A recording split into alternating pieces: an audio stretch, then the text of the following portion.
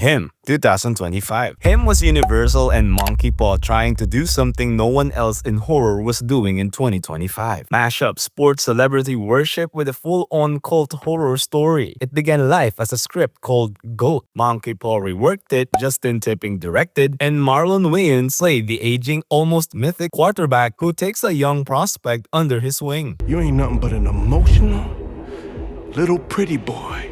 Chasing validation from strangers because your father didn't love you. And then, things get disturbingly ritualistic. So, when you think of it, it looks fresh, right? But in the trailers, it was hard to sell. People weren't sure if it was a prestige drama, sports movie, or straight horror. So the studio had to keep explaining it. And explaining a movie costs money. The film cost around $27 million to make. And with a normal Universal horror push, you're adding something like $20 million in marketing. Just a huge disclaimer, guys. All of these estimates about the box office, the marketing budgets, and losses are all estimates. But one thing's for sure though, if they mentioned it flopped in the theaters, it's most likely real. That means Him needed to act like a real wide release horror, but instead it topped out at about $28 million worldwide, which after theater cuts sends back only about $15 million to the studio, and nowhere near the $47 million it needed to break even. Reviews were rough as well. It opened on a weekend that wasn't friendly to slow burn horror. Megan 2.0, 2025. The sequel everyone assumed was automatic because the 2023 original was a lightning in a bottle hit. It had a viral dance, PG-13 accessibility, and it didn't make itself too seriously. The 2025 follow-up cost about $25 million, which is totally reasonable for Blumhouse and Universal. What the hell is this? You put me in this plastic Teletubby? Prove you can be trusted, maybe we'll give you an upgrade. But this time, they released it in the middle of a crowded June and the movie had way less meme energy. It opened to just over $10 million domestically and crawled to about $39 million worldwide. The problem is simple math. A summer horror sequel with a real ad campaign is usually sitting on $20 million in marketing. So now you're looking at $25 million budget plus $20 million marketing equals $45 million. That needs to come back at least. So from that $39 million box office, the studio would keep roughly $19 million. That leaves a hole of around $26 million. And behind the scenes whisper was that they overthought Megan. They pushed more action, less creepy kid energy, and the audience who loved the first one's tone didn't see the point of going again. Wolfman, 2025. Wolfman hurt for a different reason. This was supposed to be the Invincible Man playbook again. Same director, same producer, same modernized Universal monster idea. The budget was about $25 million, which is pretty lean for a creature movie. And Universal gave it a solid January rollout. But even before release, the monster design leaked and got clowned online. So instead of, oh, what's the Wolfman gonna look like? The conversation became, that's the Wolfman? That's not what you want in a marketing window. It opened okay, but dropped hard and finished at around $35 million worldwide. With a studio level push, you're adding like $20 million at least for marketing. So now you got a $45 million to make back and only $17 million actually returning to the studio after splits. That's an estimated loss in around $20 million or more. The Woman in the Yard, 2025. The Woman in the Yard is one of those titles where if you just glance at the box office, you'd think it did fine. A Jaume Colliet Sarah haunted house thriller shot mostly in and around one property, led by Danielle Deadweiler. That's a sharp package. Universal kept the budget sensible at around $12 million and released it in March when horror can still breathe. It actually opened okay and ended up at around $23 million worldwide. But okay is not profitable. Universal still had to tell people what it was and position it apart from another 2025 horror. They say the movie spent around $15 million in marketing. Now your all-in is $27 million.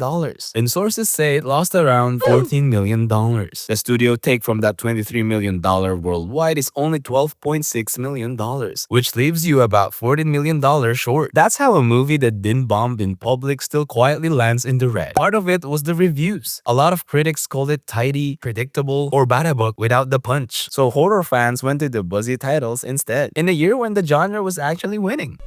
My husband will be back very soon. We both know your husband's not coming home. Drop 2025. Drop is the classic look like streaming, sold like theatrical problem. Christopher Landon made a very modern thriller built around the tech hook. Blumhouse kept the production at about $11 million.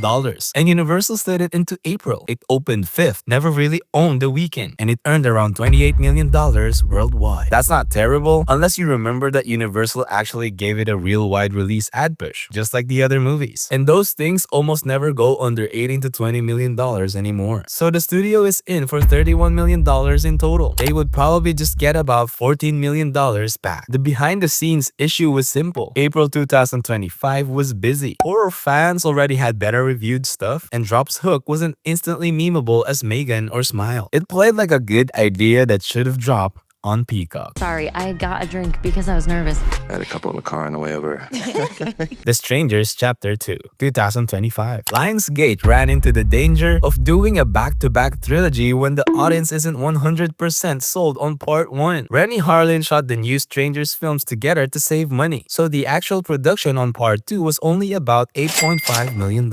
Genuinely cheap for a known horror brand. But the second chapter arrived in September 2025, and the people just didn't come. It opened to under $6 million and finished around $17 million worldwide. And that's where the cheap production gets undone by the second marketing campaign. Even if Lionsgate kept it lean at $15 million in marketing, that's a $23.5 million in total spend. And the box office only returns about $10 million to the studio. And you will end up in $14 million in losses. So it's probably audience fatigue. And we've seen this masks already vibe. And no must-see horror hook did it in. When your first entry underperforms, obviously the second one doesn't get forgiven. We all want to hear about who killed that young couple. Why are you doing this to us? Locked 2025. Locked is what happens when a very clever, very contained horror thriller goes out like it's a mid-tier theatrical instead of a VOD first title. It had a fun setup. Thief breaks into a luxury SUV and the AI car locks him in. Anthony Hopkins is the voice. Sam Raimi's producing, David Rarovesky is directing, and it still only cost about $4 million to shoot because it's basically one location. But the distributor put it in nearly 1,000 theaters in March, which means they almost certainly spent $7 million to tell people it existed. And the problem, the people didn't care. It made about $3.8 million worldwide. And after the theater splits, the studio's seeing not even $2 million.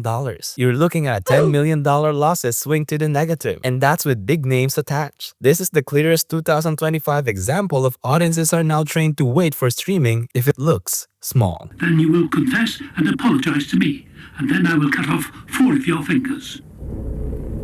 You're serious? Oh, yes, deadly serious. You accept? Shelby Oaks, 2025. This is the indie horror fans wanted to win. Chris Stuckman crowdfunded it. The YouTuber. Then Neon came in later. There were reshoots to punch up the scares, and the budget that started around $1 million crowdfunding mark reportedly ballooned to about $2.8 million once Neon got involved. Then Neon did the nice thing. They actually put it in theaters in late October so it could breathe in spooky season. But the box office wasn't just there. It made about $3.1 million worldwide. What comes back to Neon from theaters? It's probably around $1.7 million. And that's a $4 million loss. So nobody failed artistically. That's important. This is just the math of taking a crowdfunded horror, adding reshoots, and trying to make it a real theatrical player in a year when theatrical horror was crowded. That's 8 minutes. Thank you for watching. Like the video and don't forget to subscribe for more flops.